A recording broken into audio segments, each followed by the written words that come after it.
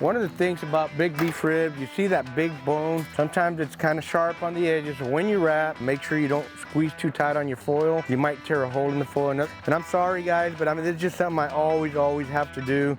Before I wrap something this big and this pretty, I just got to take a little taste. Just kind of want to see where I'm at. I call it quality control. Sometimes it's so good, I got to get a second piece. Hasty Bake puts a nice, pretty smoke ring. Look at that pretty moisture. Look at all that delicious juice running out of there. Amazing. Big monster ribs, man. That's the way to go.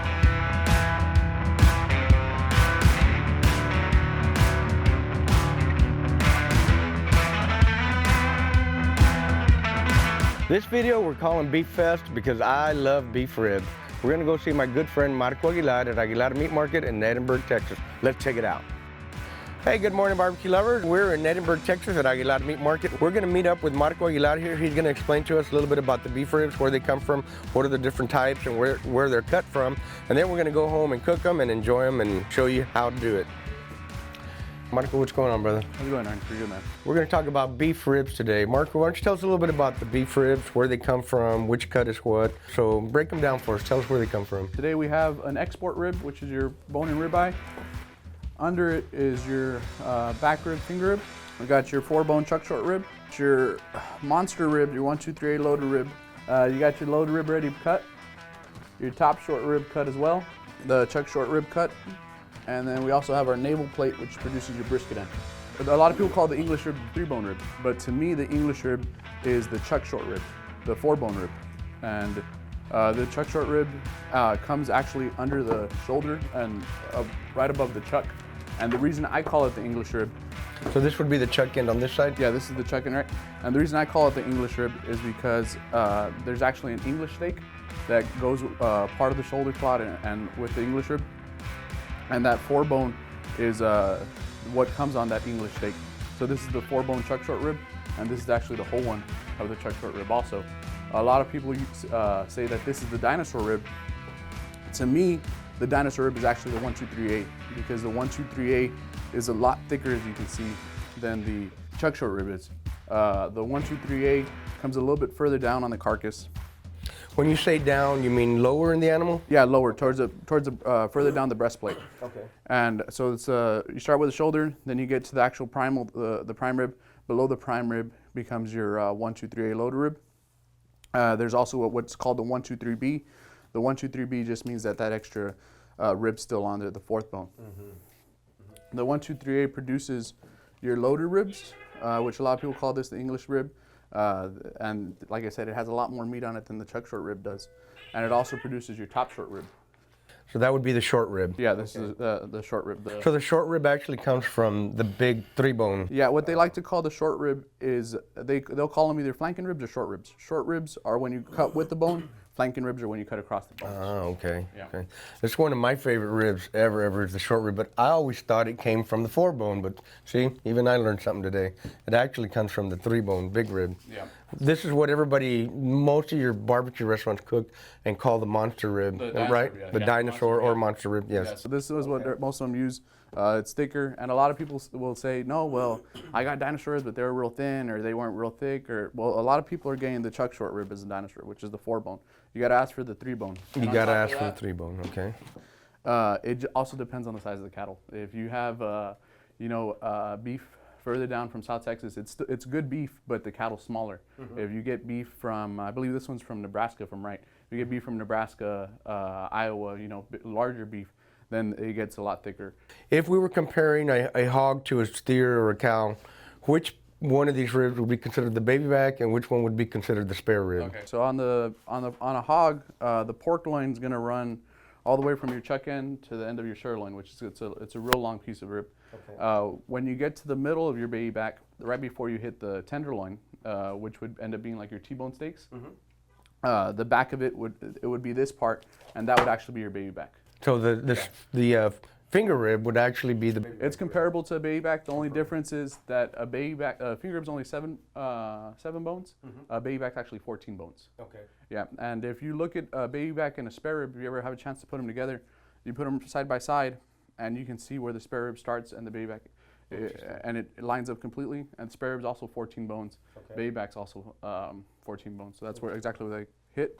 So your spare rib would be basically kind of your dinosaur ribs and down here, and then your navel plate would be where the St. Louis ends and that breastbone on the spare begins.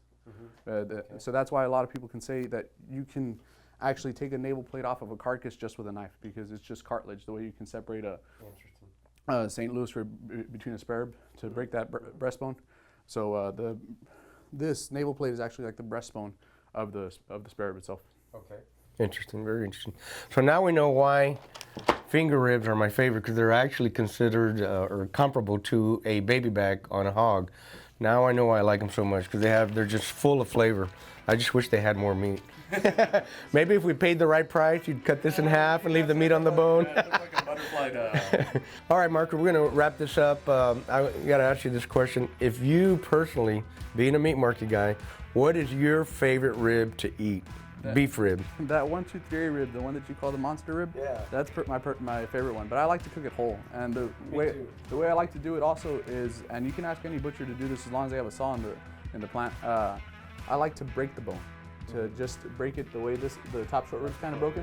Okay. Yeah. So you break the bone, and then you cook it whole. So that way the meat's still intact and it stays juicy. But at the same time, when you're ready to serve, you're not going to get monster ribs for even the kids or something like that. You're going to get 6 individual ribs. Or you can even break it into thirds as well and get 9 individual ribs. All right, that's going to wrap up the rib section. Marco, thank you very much for your time. Appreciate it, bro. Had a good time, and thank you for having us and explaining all this stuff. We dispelled some of the mystery of where the beef ribs come from.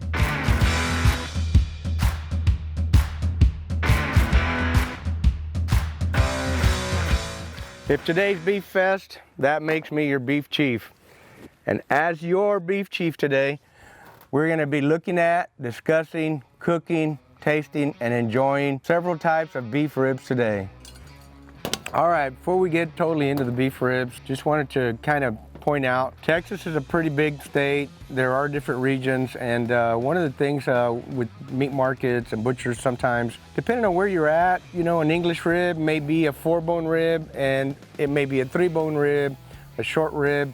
May not be called a short rib in your area where it is in mine. They may have different cuts. They may be called different names for the same cut. The most important thing is to cook the ribs that you like the best, regardless of what the cut is called. Cook it the way you want to do it till you get it the way you like it, and just enjoy those beef ribs. Beef ribs are amazing.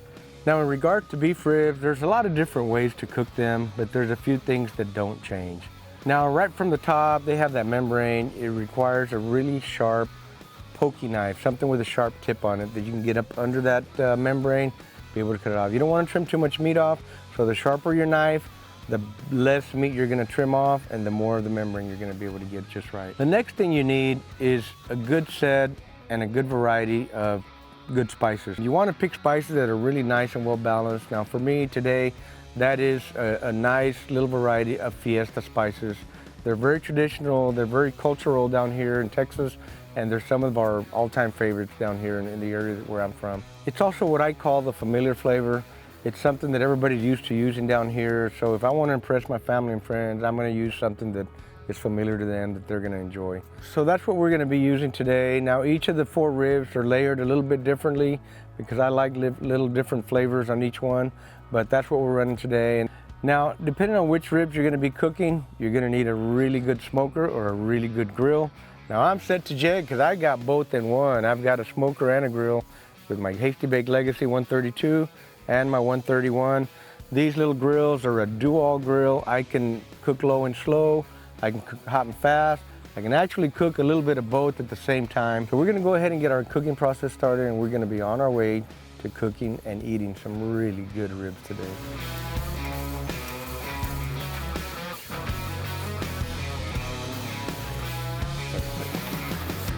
All right, it's time to put the meat on the grill. We're running 2 Hasty Bake Legacies. We have a 132 on this side. It's going to be running a little bit hotter, and then we have the 131 on this side. It's going to run a little bit slower.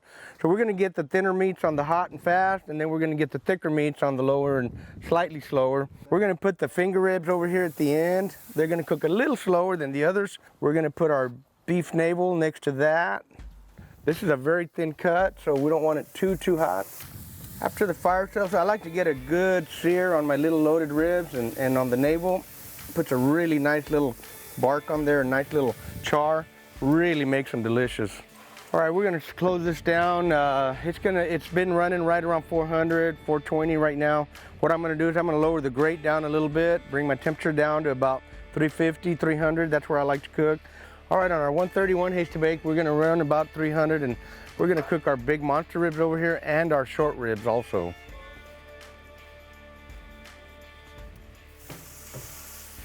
I love to hear that sizzle, and I love to cook these big pieces of meat indirect.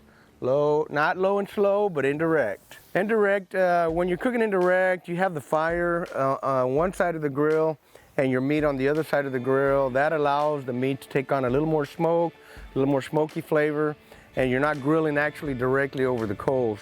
Now at some point halfway through the cook, I am going to put them over the coals, just again for that added char and a little extra flavor that I love and that I grew up with here in South Texas.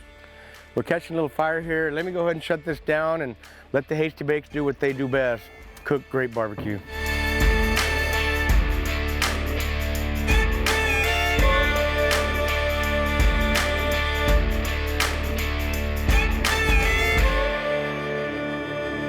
Oh man, they're getting a nice char.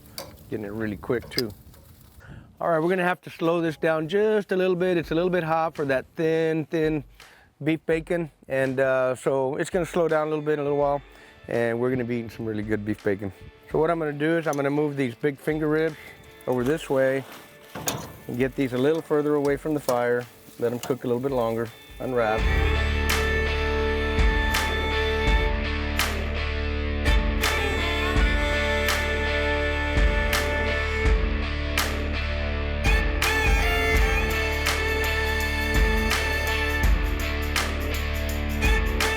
I like to wrap them to keep some of the moisture in there, and they'll cook a little quicker also when you have them wrapped in foil.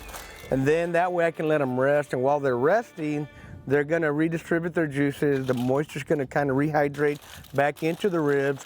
So you're gonna maximize your flavor when you let them rest in the foil for a little while, because there's juice and there's moisture in there and it absorbs back into your meats.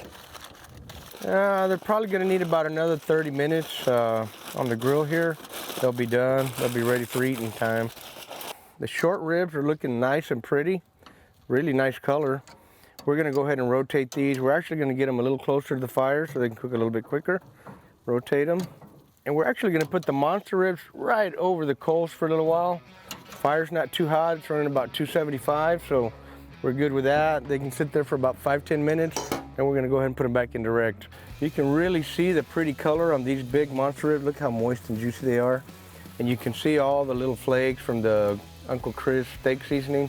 That is a really, really good flavor. It has all the right herbs for beef to make it taste wonderful.